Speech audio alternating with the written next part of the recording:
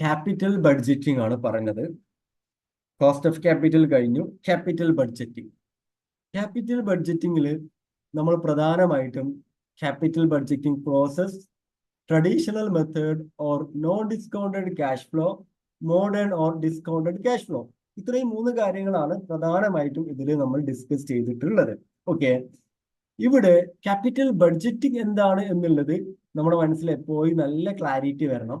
Capital budget എന്ന് പറഞ്ഞു കഴിഞ്ഞാൽ investment decision of a firm are generally known as the capital budgeting or capital expenditure decision.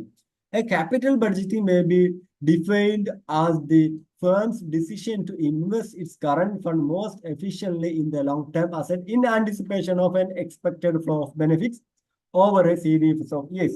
ഇവിടെ നിങ്ങൾ ഒരു പിക്ചർ വരച്ചു കഴിഞ്ഞാൽ നമ്മുടെ കമ്പനി ഒരു മെഷീനറിയിലേക്ക് ഇൻവെസ്റ്റ്മെന്റ് നടത്തിയിട്ട് ഒരു സീരീസ് ഓഫ് ഇയേഴ്സിലേക്ക് ക്യാഷ് ഇൻഫ്ലോ എക്സ്പെക്ട് ചെയ്യുന്നതാണ്. സാധാരണ 5 വർഷം, 10 വർഷം, 15 വർഷം എക്സ്പാൻഷന് വേണ്ടിയിട്ട്, മോഡേണൈസേഷന് വേണ്ടിയിട്ട്, അക്വസിഷന് വേണ്ടിയിട്ട്, റീപ്ലേസ്മെന്റ്, റിനോവേഷൻ, പുതിയ ബ്രാഞ്ച്, ഇതിനൊക്കെ വേണ്ടി ഡിഫറെന്റ് പ്രൊജക്ട് അല്ലെങ്കിൽ ഡിഫറെന്റ് മെഷീനറി ഇങ്ങനെ കമ്പനി ഇൻവെസ്റ്റ് ചെയ്ത് ഒരു സീരീസ് ഓഫ് ഇയേഴ്സിലേക്ക് ക്യാഷ് ഇൻഫ്ലോ എക്സ്പെക്ട് ചെയ്യുന്നതിനാണ് capital budgeting or investment decision എന്ന് പറയുന്നത്.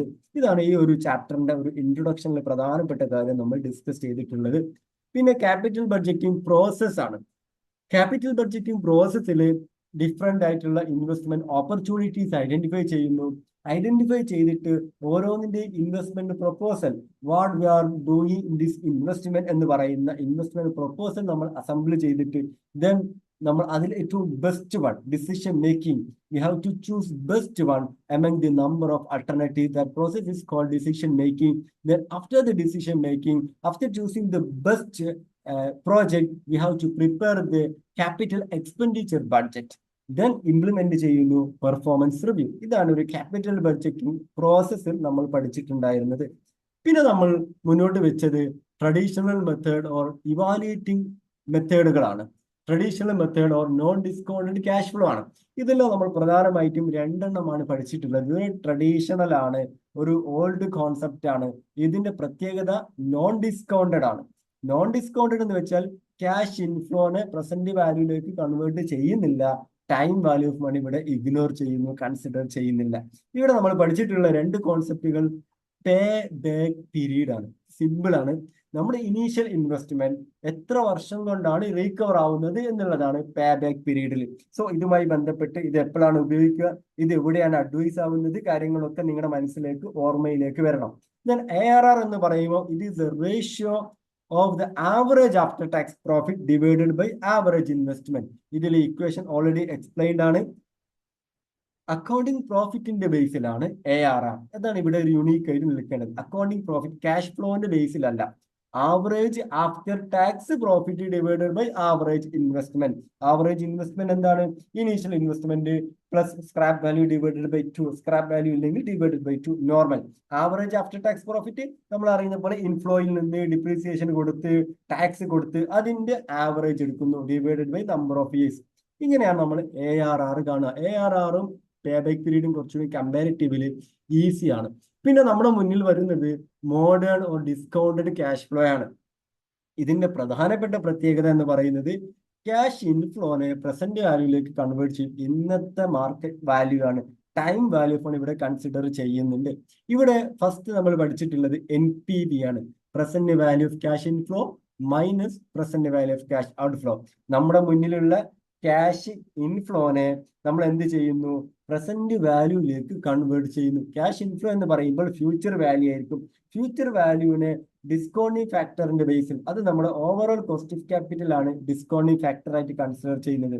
ആ ഒരു ഫ്യൂച്ചർ വാല്യൂവിനെ പ്രസന്റ് വാല്യൂയെ കൺവേർട്ട് ചെയ്തിട്ട് ഇനീഷ്യൽ ഇൻവെസ്റ്റ്മെന്റ് അതിൽ നിന്ന് മൈനസ് ചെയ്യുന്ന സമയത്ത് present value of cash inflow minus present value of cash outflow.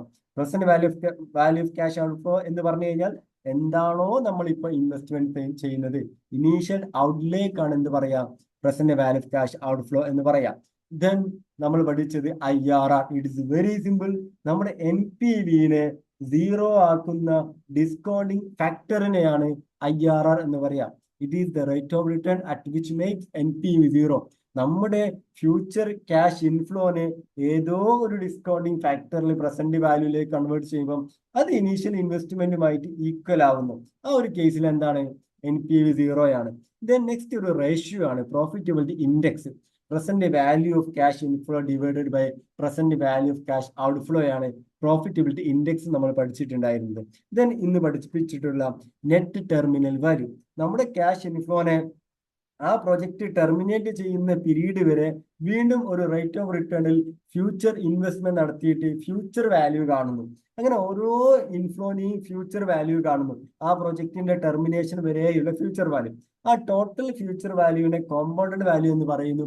അതിനൊരു സിംഗിൾ ക്യാഷ് ഇൻഫ്ലോ ആയിട്ട് ട്രീറ്റ് ചെയ്ത് ആ കോമ്പൗണ്ടഡ് വാല്യൂവിനെ ഡിസ്കൗണ്ടിങ് ഫാക്ടറിന്റെ ബേസിൽ പ്രസന്റ് വാല്യൂയിലേക്ക് കൺവേർട്ട് ചെയ്യുന്നു. ഇനീഷ്യൽ ഇൻവെസ്റ്റ്മെന്റുമായിട്ട് അത് മൈനസ് ചെയ്യുമ്പോൾ NTV കിട്ടുന്നു. ദെൻ NTV 0 ആവുന്ന ഡിസ്കൗണ്ടിങ് ഫാക്ടറിനെയാണ് എന്ത് പറയാ, modified internal rate of return. ഇവിടെ പ്രധാനമായിട്ടും നമുക്ക് വരേണ്ട കോൺസെപ്റ്റ് എന്ന് പറയുന്നത് NPV പോസിറ്റീവ് ആണെങ്കിൽ ഓക്കെ, നമ്മുടെ IRR എന്ന് പറയുന്നത് എന്താണ്, greater than cost of capital ആണ്. പ്രോഫിറ്റബിലിറ്റി ഇൻഡെക്സ് ഗ്രേറ്റർ ദാൻ 1 ആണ്. NPV നെഗറ്റീവ് ആണെങ്കിൽ IRR എന്ന് പറയുന്നത് less than cost of capital ആണ്. PI ലെസ് ദാൻ 1 ആണ്.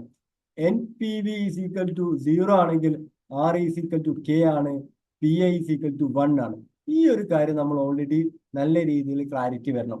ദെൻ പിന്നെ നമ്മൾ ഇതുമായി ബന്ധപ്പെട്ടിട്ടുള്ള കൺവെൻഷണൽ നോൺ കൺവെൻഷണൽ പറഞ്ഞു. ദെൻ പിന്നെ സൈൻ ചേഞ്ച് ചെയ്യുകയാണെങ്കിൽ നോൺ കൺവെൻഷണൽ എന്ന് പറയുന്നത്. ദെൻ കോൺട്രാഡിക്ടറി ആയിട്ടുള്ള റിസൾട്ട് നമ്മുടെ മൈൻഡിലേക്ക് വരണം. Initial investment, sales, expected leaves, then contradictory.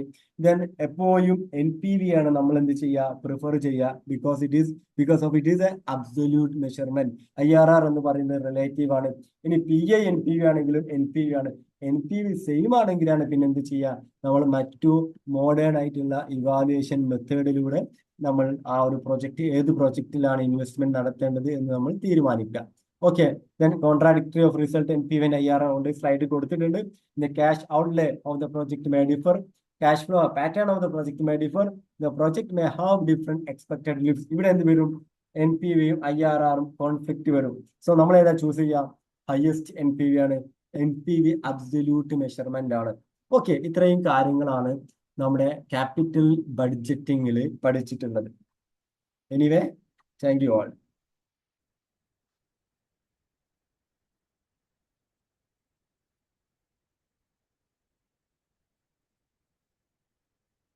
Okay, ഇത്രയാണ് നമ്മുടെ ഒരു ഇന്ന് കറക്റ്റ് ടൈമിംഗ് കറക്റ്റായി.